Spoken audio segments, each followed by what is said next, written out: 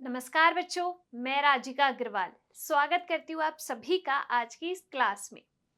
यहाँ पर हम पढ़ रहे हैं कक्षा 12वीं का अध्याय नंबर 10 जिसका नाम है पर्यावरणीय प्रदूषण।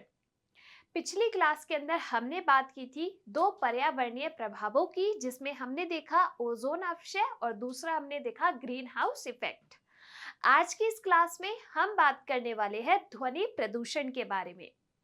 आपके जो नॉइस पोल्यूशन है वो कैसे होता है, कैसे इसको नियंत्रित किया जा सकता है, इसके बारे में हम बात करेंगे।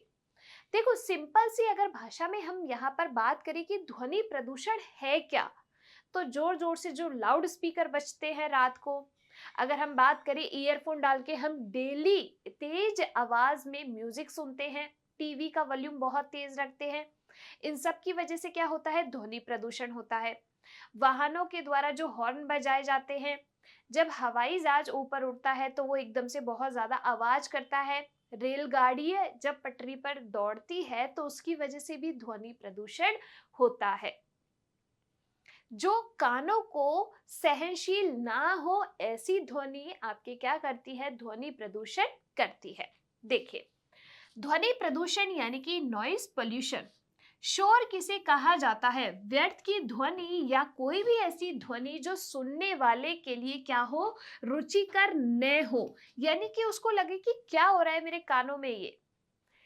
उद्योगों का शोर, जैसे पत्थरों का काटना और कूटना, स्टील को तपाकर पीटना। आपने देखा होगा कि लोहार जो होते हैं वो बहुत जोर जोर से उस हथौड़े से उस स्टील के बर्तन को पीटते हैं, उसकी वजह से भी आपके शोर होता है। लाउड स्पीकर और अपना सामान बेचने के लिए विक्रेता का चिल्लाना, भारी परिवहन वाहनों के चलने से, रेलगाड़ियों से, हवाई जहाजों से आदि से आपके क्या होता है, शोर होता है। यही शोर क्या है, आपके ध्वनि प्रदूषण है। इसका प्रभाव क्या होता है, तो देखो, रक्तचाप का बढ़ना, क्रोध आना और झल्लाहट महसूस होती है, गुस्सा आता है, चिड़चिड़ापन होता है।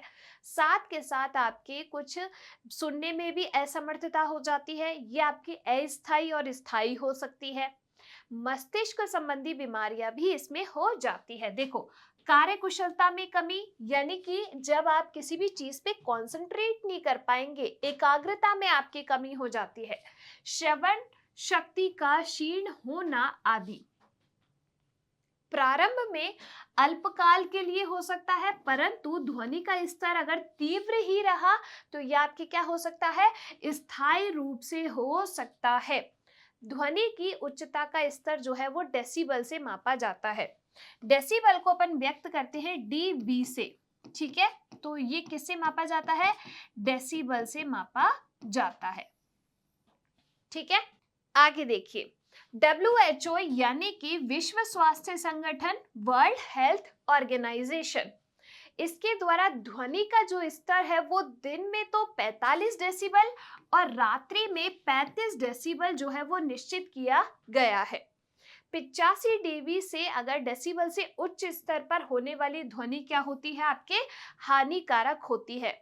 तो यहाँ पर किससे कितने डेसिबल की ध्वनि निकलती है उसकी अपन बात करते हैं। देखो, चुपचाप बातचीत करने से आपके 20 से 30 डेसिबल की ध्वनि की जो है तीव्रता रहती है। ऊंची आवाज में बात करने में आपके 60 डेसिबल, घास काटने की मशीन से 60 से 80 डेसिबल, हवाई जहाज की ध्वनि 90 से 120 डेसिबल, बीट संगीत में 120 डेसिबल, मोटरसाइकिलों से 105 डेसिबल, रेडियो संगीत में आपके 50 से 60 डेसिबल, यातायात ध्वनि में 60 से 90 डेसिबल, भारी वाहन ट्रक में 90 से 100 डेसिबल, अंतरिक्ष यान में 140 से 179 डेसिबल और जेट इंजन में 140 डेसिबल। ये सब क्या है, इतनी तीव्रता की ध्वनि जो है वो निकलती है किनमें, इन इन चीजों को कार्य को करने से या फिर इन इन स्रोतों से, ठीक है। आगे देखिए, ध्वनि प्रदूषण के स्रोत क्या हैं। सिंपल सी बात करें, जो बहुत जोर जोर से लाउड स्पीकर बजते हैं वो आपके ध्वनि प्रदूषण का स्रोत है। हॉर्न जो मारते हैं उसकी वजह से आपके ध्वनि प्रदूषण होता है। साथ के साथ रेलगाड़ी है, हवाई जहाज है, इन सभी की वजह से क्या होता है, ध्वनि प्रदूषण होता है। तो देखो, ध्वनि प्रदूषण के अनेक स्रोत है। अगर हम बात करें भीतरी स्रोतों की, यानी कि इंडोर सोर्स की, तो देखो रेडियो है, टेलीविजन है, टीवी बहुत तेज वॉल्यूम में चला लिया, जनरेटर है, लाइट चली गई, जनरेटर चलाया, उसकी वजह से आवाज होती है, वो आपके ध्वनि प्रदूषण करता है। बिजली के पंखे हैं, एयर कूलर है, एयर कंडीशनर है, विभिन्न घरेलू उपकरण और पारिवारिक विवाह, घर में जो मिक्सी चलती है उसकी वजह से भी ध्वनि प्रदूषण होता है। तो ये क्या है, आपका इंडोर सोर्स है ध्वनि प्रदूषण के। बात करें बाह्य स्रोतों की, तो देखो लाउड स्पीकरों का विवेकहीन प्रयोग, जैसे मान लो होली आ रही है, होली में क्या होता है, बढ़िया जो है डीजे लगा देते हैं बाहर, घरों के बाहर, और लाउड स्पीकर चलते रहते हैं, उसकी वजह से ध्वनि प्रदूषण होता है। औद्योगिक गतिविधियां, जो आपके बड़ी बड़ी मशीनें चलती है, उसकी वजह से ध्वनि प्रदूषण होता है। गाड़ियां चलती हैं, रेल यातायात, हवाई जहाज और बाजार, धार्मिक, सामाजिक और सांस्कृतिक कार्यक्रमों की गतिविधियों, क्योंकि जो भी आपके ऐसे कार्यक्रम होते हैं उनमें माइक का प्रयोग किया जाता है, लाउड स्पीकरों का प्रयोग किया जाता है। खेलकूद और राजनीतिक रैलियां, खेती में काम आने वाली भारी मशीनें, पंप सेट, इन सब से क्या होता है, ध्वनि प्रदूषण होता है। क्लियर? चलिए, ध्वनि प्रदूषण के प्रभाव क्या होते हैं। तो देखो, गुस्सा आता है, झलझलाहट होती है, चिड़चिड़ापन होता है, बहरापन भी हो सकता है। तो देखो, अधिक परेशानी, झल्लाहट, नींद में विघ्न, उच्च रक्तचाप, भावनात्मक समस्याएं, जैसे कि जल्दी गुस्सा आता है, मानसिक अवसाद हो जाता है, चिड़चिड़ापन, व्यक्ति की कार्यकुशलता और क्षमता पर विपरीत प्रभाव देखने को मिलता है। आगे देखिए, गाड़ियों के, अब इसको कैसे हम नियंत्रित कर सकते हैं, कैसे हम इसकी रोकथाम कर सकते हैं, उसके बारे में डिस्कस करते हैं। देखो, गाड़ियों की उचित रखरखाव और अच्छी बनावट से सड़क यातायात के शोर को क्या किया जा सकता है, नियंत्रित किया जा सकता है। अगर आप ट्रैफिक सिग्नल पर खड़े हैं तो बेवजह हॉर्न ना बजाए। इन अगर हम ऐसा ना करेंगे तो क्या ध्वनि प्रदूषण को नियंत्रित किया जा सकता है? बिल्कुल किया जा सकता है। जो लाउड स्पीकर है, डीजे है, इनका प्रयोग ना करने से भी आपके ध्वनि प्रदूषण को रोका जा सकता है। तो ध्वनि टीलों का निर्माण, ध्वनि को क्षीण करने वाली दीवारों का निर्माण, सड़कों का उचित रखरखाव और सीधी सपाट सतह होगी तो उसकी वजह से कोई भी आपके ध्वनि प्रदूषण नहीं होगा। रेल इंजनों की रिट्रोफिटिंग, रेल की पटरियों की नियमित वेल्डिंग और बिजली से चलने वाली रेलगाड़ियों का प्रयोग, कम शोर वाले पहियों का प्रयोग बढ़ाने से आपके ध्वनि प्रदूषण को नियंत्रित किया जा सकता है।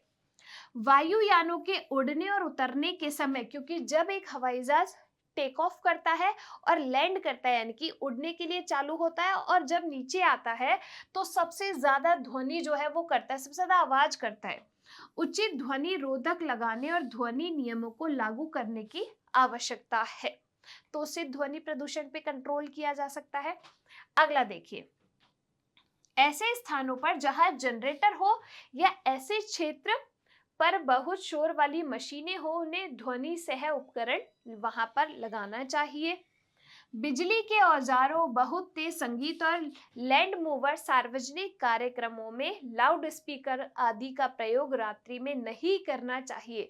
तभी तो आपको पता है कई जगह पर रात्रि में 10 बजे के बाद लाउड स्पीकरों पर बैन है, और कई सिटीज तो ऐसी भी है जहां पर इतना लाउड म्यूजिक बजाना ही अलाउड नहीं है।